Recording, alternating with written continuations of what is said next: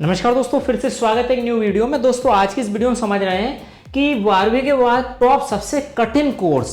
अब आप बोलोगे सर ये कौन सा टॉपिक हुआ, ये सबसे कठिन कोर्स के बारे में इस वीडियो में बताएंगे। कठिन मतलब कि इनकी वैल्यू इतनी ज़्यादा है। कठिन वर्ड मतलब कि यहाँ पे वैल्यूएबल कोर्स है, हाई सैलरी पेइंग कोर्स हैं, लेकिन इनमें इन्वेस्टमेंट भी लगता है, समय भी लगता है और साथ में सबसे ज़्यादा मेहनत लगती है। ऐसे कोर्स के बारे में बात करेंगे। यदि आपने 12th क्लास के बाद ये हाई सबसे टॉप मोस्ट इम्पॉर्टेंट महत्वपूर्ण कठिन कोर्स कर लिए तो इनकी सैलरी की इस पर बात ही मत कीजिए। आप लाखों करोड़ों का पैकेज सैलरी मिलता है, यानी कि अनलिमिटेड जो इच्छा है वो पूरी करने वाला सैलरी पैकेज इन कोर्स को करने के बाद आपको मिल सकता है या मिलता है। आप खुद लाइव में देख सकते हैं ऐसे कई सारे एग्जाम्पल्स। तो आइए शुरू करते हैं 12वीं के बाद किए जाने वाले ऐसे most important, most demandable, most कठिन, top most high salary and high time लगने वाले, पैसा लगने वाले जॉब कोर्सेज के बारे में। तो सबसे पहला कोर्स हमारे पास है यहाँ पे MBBS। नाम किसी को बताने की जरूरत नहीं है। MBBS होता क्या है? यह कोर्स जो है डिग्री है डॉक्टर्स के लिए। आपने देखा होगा एक MBBS डॉक्टर है, उसकी सैलरी की बात की जाए, उसकी सैलरी की तो आपको पता ही नहीं होगा कि उसको सैलरी कितनी मिलती है। सैलरी की तो रही बात, उस जो MBBS डॉक्टर रहता है उसकी फीस ही अनलिमिटेड रहती है।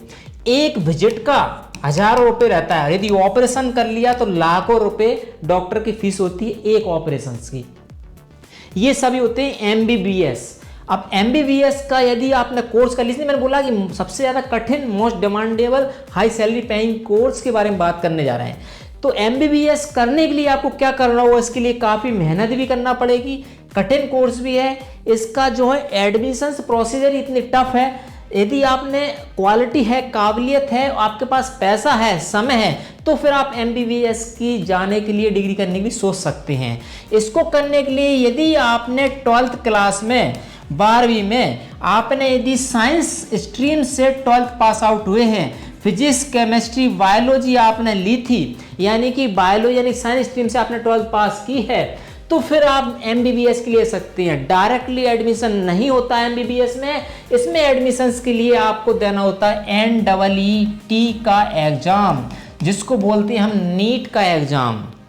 डॉक्टरी लाइन के लिए नीट का एग्जाम होता है, इसको हमको देना होता है। अब ये 12th के बाद यदि आपने कर लिया तो डायरेक्ट अप्लाई किया तो ऐसा नीट नहीं निकलता। आप हाई ब्रिलियंट लड़के हैं आप या स्टूडेंट्स हैं 99% 100% तो आप निकाल सकते हैं इसमें, लेकिन नहीं तो 12th के बाद आपको इसकी भी तैयारी करनी पड़ती है, कोचिंग्स करना पड़ती है। इसके बाद आप नीट क्वालिफाई होता है। नीट क्वालिफाई यानी कि ये प्रवेश एग्जाम होती है MBBS कॉलेज के लिए। जब आप नीट क्वालिफाई कर लेंगे तो फिर आपको यहाँ पे अच्छा खासा गवर्नमेंट कॉलेज मिलेगा और एक MBBS की डॉक्टर की डिग्रीज आप कर पाएंगे। 6 से 7 साल इसमें आपको लगते हैं, प्लस 2 से 3 साल आप रिसर्च में करते हैं इसमें। तो 10 साल यदि आपने इसमें गुजार लिए MBBS की फील्ड में, तो सैलरी, फीस, बेसिक फीस ये तो आप भूल ही जाइए। जैसा कि मैंने टॉपिक में बताया, लाखों करोड़ों का सैलरी पैकेज MBBS डॉक्टर का होता है। पहला पॉइंट क्लियर। नेक्स्ट बात करते हैं हम सेकंड, साइंटिस्ट आप बन सकते हैं। आपने देखो हमारे भारत देश का इसरो कितना ज़्यादा लाइट में है, कितने ज़्यादा उसके अंदर वैज्ञानिक काम कर रहे हैं, कितना डिमांडेबल, और सबकी नज़रें उस इसरो सेंटर पर डिपेंड रहती है। तो साइंटिस्ट बन सकते हैं आप। जरूर नहीं आप स्पेस साइंटिस्ट, साइंटिस्ट के अंदर भी कई सारे साइंटिस्ट रहते हैं। स्पेस हो गया, मेडिकल फील्ड में हो गया, और अदर रिसर्च करते हैं उसमें हो गया। तो इसमें पर्टिकुलर आपको साइंस फील्ड का सब्जेक्ट पढ़ना होता है स्पेसिफिकली, और उसमें आपको एनालिसिस करना होता है, रिसर्च करना होता है। जो नए आविष्कार होते हैं वो साइंटिस्ट ही करते हैं। तो यह भी एक बढ़िया सा कोर्स है, लेकिन मेहनत, टाइम, पैसा, कॉन्फिडेंस ये सब कुछ चाहिए आपको, तब जाके आप अच्छा सफल साइंटिस्ट, वैज्ञानिक बन सकते हैं। जिसमें फीस की जिसमें हम सैलरी पैकेज की बात नहीं कर सकते। सैलरी पैकेज अनलिमिटेड आपको मिलता है। नेक्स्ट बात करें CA। ये सभी जो पोस्ट बता रहा हूँ, जॉब पैकेज कोर्स बता रहा हूँ, सभी को पता है कि साइंटिस्ट सब जानते हैं, MBBS डॉक्टर सब जानते हैं, CA का भी सभी से काम पड़ता है।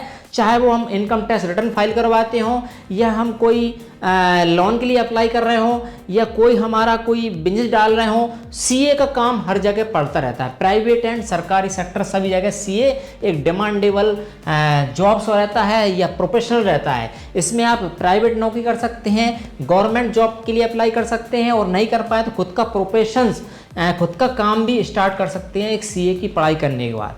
सीए की पढ़ाई करने के लिए आपको धैर्य रखना होता है, प्रिपरेशन करना पड़ती है, तैयारी करनी पड़ती है, मेहनत से पूरी चीज़ों को समझना होता है। इसके बाद जब आपको सीए बनते हैं तो फिर सैलरी, पैसा और इसमें अनलिमिटेड इस फील्ड में भी, इस कोर्स में भी आपको रहता है। इसके बाद आता है इंजीनियरिंग। अब आप बोलोगे इंजीनियरिंग तो कैसा होगा, कोई भी कहीं से करके गली गली में इंजीनियर दिख जाते हैं, लेकिन वो इंजीनियरिंग की बात मैं यहाँ पे नहीं कर रहा हूँ। मैं बात कर रहा हूँ आईआईटी इंजीनियर्स की। आईआईटी इंजीनियरिंग में जाने के लिए आपको जो है JEE का एग्जाम देना होता है। JEE का एग्जाम देके यदि आप आईआईटी कॉलेज में चले जाते हैं, एडमिशन ले लेते हैं, तो आप देख सकते हैं आपका फ्यूचर क्या होगा। आप देख सकते हैं कि आईआईटी इंजीनियर रहता है, वो कभी घर पे नहीं बैठता और उसकी सैलरी पैकेज भी लाखों में होता है और बाद में जाके करोड़ों में पैसा कमाता है एक आईआईटी इंजीनियर। आईआईटी इंजीनियर के लिए जॉब ढूंढने की जरूरत नहीं पड़ती है कि भाई मुझे यहाँ पे अप्लाई करने की जरूरत नहीं पड़ती है। आईआईटी जब करता है व्यक्ति, आईआईटी में इंजीनियरिंग करता है, तो वहाँ पे कंपनियाँ आती है, खुद कंपनियाँ आती हैं, कंपनियाँ हायर करती है, कम से कम 100-200 कंपनियाँ आती हैं और वहाँ पे जो स्टूडेंट थे उनके लिए ऑप्शंस रहते हैं। 3rd ईयर से ही उनका प्लेसमेंट स्टार्ट हो जाता है, कॉलेज से ही 4th ईयर जाके उनके पास 8, 10, 15 इतनी ज़्यादा कंपनियों के कॉल ऑफर लेटर रहते हैं। वो खुद डिसाइड करते हैं कि मुझे किस कंपनी में जाना है। यहाँ पे आईआईटी से आपने इंजीनियरिंग कर ली तो आपको जॉब ढूंढने की ज़रूरत नहीं है, कंपनी आपको ढूंढती है और सैलरी पैकेज डिमांडेबल जो आप डिमांड उतना मिलता है। तो इंजीनियरिंग आप कर सकते हैं आईआईटी अच्छे कॉलेज से आपको करना होगा इस फील्ड में। ऐसा नहीं कि प्राइवेट से आप स्कॉलरशिप बेसिस पे इंजीनियरिंग कर ली, इंजीनियरिंग का नाम बदनाम करें, ऐसा नहीं करना। तो ये top demandable highest job vacancies वाला कोर्स है। नेक्स्ट बात कर लें हम लॉ, वकालत की पढ़ाई आप कर सकते हैं, वकील बन सकते हैं। अब बोलोगे भाई हम तहसील में, कोर्ट में छोटे मोटे वकील बैठ रहते हैं, क्या कमाते होंगे वो 10, 20, 50 रुपये। ऐसा नहीं है। लॉ का पढ़ाई करने के बाद आप जज बन सकते हैं और जज एक सम्माननीय पद होता है हमारे भारत देश में या सब जगह। अब जज साहब ने जो बोल दिया मतलब बोल दिया। अब जज बनने के लिए आपको मेहनत करना पड़ेगा, हर एक कोई व्यक्ति नहीं पड़ेगा। आपके अंदर काबिलियत क्या है, लोगों में सेल्फ आप कैसे डिसीजन लेते हैं, कैसे न्याय करेंगे, लोगों की समस्या को कैसे सुनेंगे और अपना माइंड लगा के अपना दिमाग से उसको कैसे सॉल्व करेंगे समस्या को। ये सारे वकील हुए, जज हुए, ये सब इस लॉ पढ़ाई के अंदर आते हैं। इसमें भी आपको समय लगता है, मेहनत लगती है, रिसर्च लगती है, स्टडी करना पड़ती है। इसके बाद आप वकील बन सकते हैं। वकील की फीस भी आप देखें, आज समय में फीस तो अनलिमिटेड होती है, इसमें कोई रिस्ट्रिक्शंस नहीं रहता है। सैलरी की बात करें अनलिमिटेड, गवर्नमेंट एंड प्राइवेट दोनों वकील रहते हैं और वकील से आप वकालत करते करते आप जज भी बन सकते हैं। डायरेक्ट जज का भी रिक्वायरमेंट निकलती रहती है। तो ये पोस्ट पे पहुंचने के बाद भी unlimited salary package job in jobs के अंदर आपको मिलता है। ठीक है, तो ऐसे हमने इस वीडियो में टॉप मोस्ट डिमांडेबल टॉप 5 ऐसे मैंने कोर्स या कैरियर ऑप्शंस के बारे में आपको बताया जो कि डिमांडेबल होने के साथ साथ मेहनत भी मांगते हैं, पैसा भी मांगते हैं, समय भी मांगते हैं।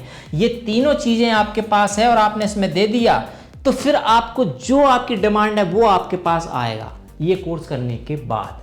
तो आई होप आपको इस वीडियो में बताया कि टॉप मोस्ट सबसे कठिन मेहनत वाले डिमांडेबल कैरियर ऑप्शंस या कोर्स कि कौन कौन से होते हैं उसके बारे में बताया। यह बताई गई जानकारी आपको अच्छी लगे वीडियो को लाइक करें, मित्रों के साथ शेयर करें और इस तरह की इंफॉर्मेटिव नॉलेजेबल वीडियोस के नोटिफिकेशन आप चाहते हैं सब्सक्राइब कर लें हमारे इस यूट्यूब चैनल को। मिलेंगे इसी प्रकार की और नॉलेजेबल इंफॉर्मेटिव वीडियो साथ, तब तक के लिए नमस्कार दोस्तों।